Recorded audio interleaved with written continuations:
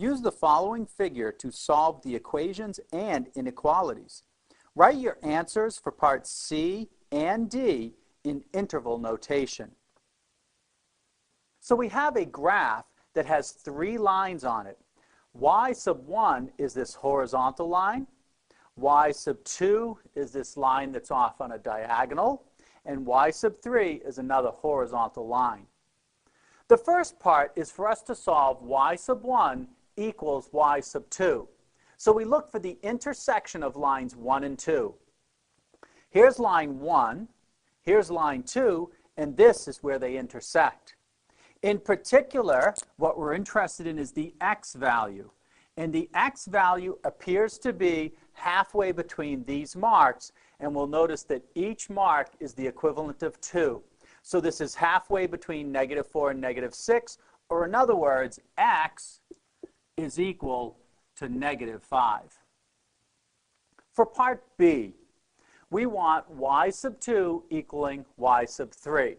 So here we're looking for the intersection of y sub 2 and y sub 3. That intersection occurs right here, and again, halfway between 4 and 6, or in other words, x is equal to +5. For part C, we have y sub 1 is less than or equal to y sub 2, which is less than or equal to y sub 3. So what we're interested in here is, when is y sub 2 greater than or equal to y sub 1? Or alternatively, when is y sub 1 less than or equal to y sub 2? So notice that y sub 1 is this horizontal line, and y sub 2 is this diagonal line. And in this case, where we have these values along here, we have that y sub 1 is actually less than y sub 2. So when we get to this point right here, they're equal. And to the left of this, it begins to be the opposite. That is, the values of y sub 1 will be greater than those of y sub 2. So we're starting right at -5. And we include -5 since the equal to is part of that inequality. For the second part of the inequality, we're interested in, when is y sub 2 less than or equal to y sub 3? Well, here's y sub 3, and here's y sub 2. And so all of the values that are in here show that the value of y sub 2 is less than the value of y sub 3, right up until they're equal at 5.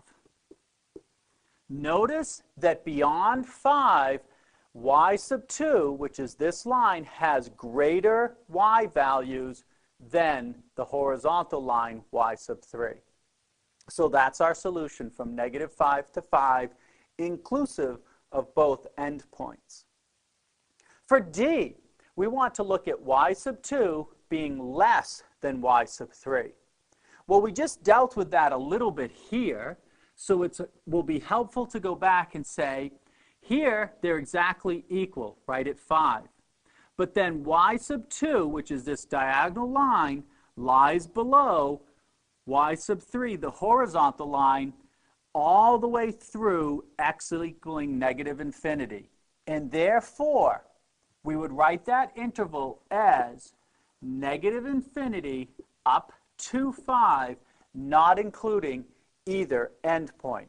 And so that's the interval that's our solution from -infinity to 5.